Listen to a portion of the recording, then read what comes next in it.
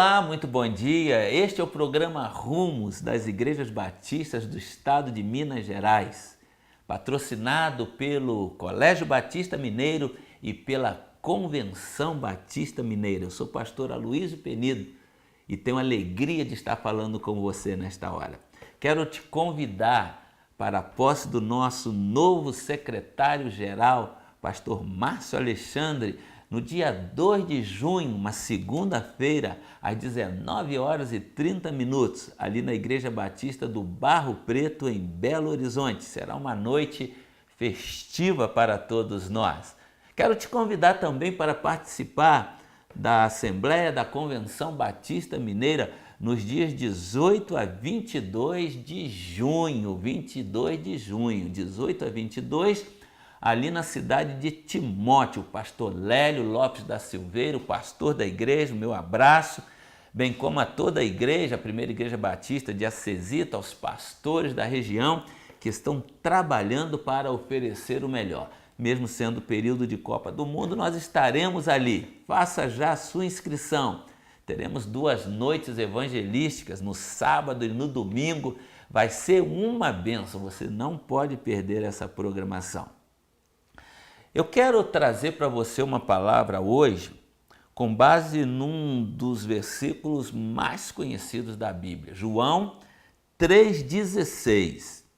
Jesus disse: porque Deus amou o mundo de tal maneira, para que todo aquele que nele crê não pereça. Deus amou e deu seu Filho unigênito, para que todo aquele que nele crê não pereça, mas tenha a vida eterna. Porque Deus amou o mundo de tal maneira, uma maneira inexplicável, que deu seu Filho único, para que todo aquele que nele acredita, todo aquele que professa a fé no nome de Jesus, todo aquele que segue a Jesus não pereça. Então, há um perecimento para quem não crer em Deus através da pessoa de Jesus Cristo. Agora, o que é salvação? Você já parou para pensar nisso? Muitas pessoas imaginam que salvação é apenas a pessoa ir para o céu e, obviamente, evitar o inferno, que ninguém quer, não é isso? Se bem que na sociedade de hoje, muita gente já não acredita que haja inferno, não acredita que haja demônio, não acredita que haja Lucifer, o diabo, mas esta é uma verdade perpétua, né? A gente olha para a sociedade e a gente vê o bem e o mal caminhando junto. E uma das formas que a Bíblia nos apresenta Jesus Cristo é exatamente como um antídoto para que você não venha perecer, para que você não vá para a perdição eterna. E vamos supor que você não creia, como aquele rapaz que estava conversando com um jovem crente e diz assim: olha, eu não creio em Deus, eu não consigo acreditar em Deus. E o jovem crente diz para ele: mas você não acredita em Deus por qual razão? E ele disse: eu não acredito em Deus por causa do mal. Não acredito em Deus por causa do mal. O mal está aí, as pessoas na miséria, na pobreza, na delinquência. E o jovem crente disse: mas eu acredito em Deus exatamente por causa do mal. E aquele que não acreditava em Deus perguntou: mas como assim? E o jovem cristão respondeu: o mal respeita algum limite? O mal respeita a ética, a moral, respeita pessoas, situações? E o jovem ateu disse: não, não respeita. Então o jovem cristão disse: e por que o mal não toma conta de tudo? Por que o mal não acaba com tudo? E o jovem ateu disse: não sei. O jovem crente respondeu e disse: pois eu sei.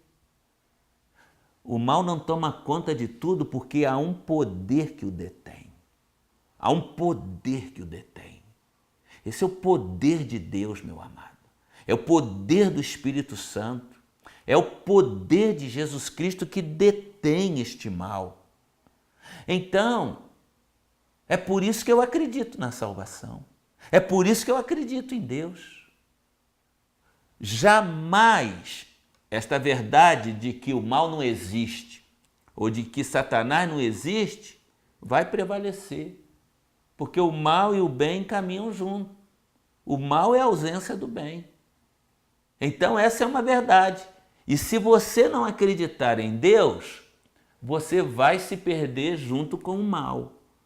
Agora, Deus mandou seu Filho para que todo aquele que nele crê, todo aquele que o segue, todo aquele que nele acredita não pereça, mas tenha vida eterna. Seja salvo da perdição. O que é ser salvo, eu te pergunto mais uma vez. Para muitos é só escapar do inferno, é só ir para o céu. Mas eu acho que esse é um equívoco cometido.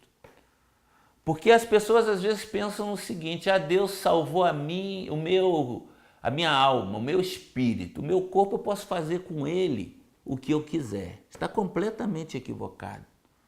Não existe vida sem corpo, alma e espírito. O apóstolo Paulo, escrevendo aos Tessalonicenses, ele diz no capítulo 5 que a gente deve preservar, capítulo 5, versículo 23, o nosso corpo, a nossa alma e o nosso espírito. Não existe uma pessoa separada, a alma, o corpo e o espírito. Você é corpo, alma e espírito. Você é. Então não há como ser salvo por Jesus apenas na alma ou no espírito e poder fazer tudo com o corpo. É por isso que muitas pessoas que dizem crer em Deus, elas querem continuar na promiscuidade, elas querem continuar na vida em que viviam. Por outra, há muitos crentes que, mesmo não acreditando que podem fazer com o corpo o que quiser, que Deus salvou seu espírito, mesmo entendendo que Deus salva o homem no seu todo, mas na verdade eles têm um outro entendimento incorreto, que creem que primeiro Deus salva e depois vem a santificação. Não! Deus salva e de imediato essa santificação começa. A salvação e a santificação estão interligados. Não há como só ser salvo sem ser santo. Santo aqui no sentido de se separar do pecado, das coisas do mundo, perdido, e voltar-se para Deus. Não. A salvação implica numa mudança de vida, uma mudança instantânea, porém crescente. Há muitos crentes que só são salvos, eles entendem que só são salvos. E continuam numa vida de promiscuidade, continuam numa vida de indiferença, eles não querem assumir compromisso com Deus.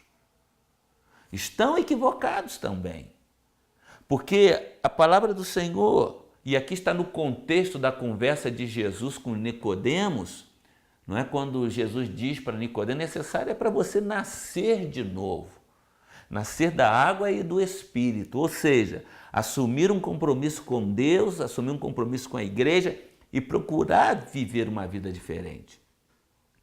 Neste tempo em que estamos vivendo, quando que as pessoas vão aceitar a nossa mensagem? Quando elas verem que nós mudamos de vida.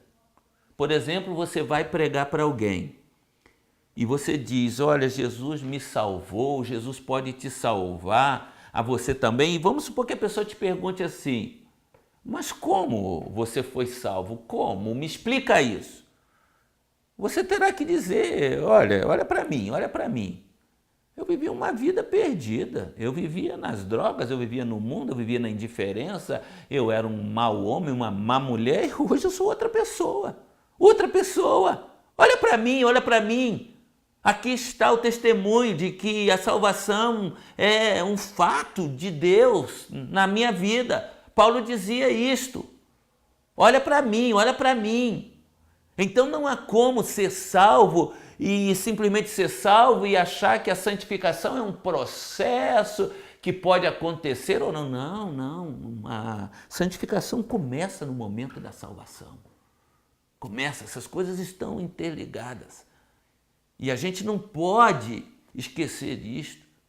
Aliás, olha o que o Senhor Jesus diz aqui em João mesmo, no capítulo 17, o versículo 3. A vida eterna, a salvação, quando você é salvo, você começa a experimentar a vida eterna.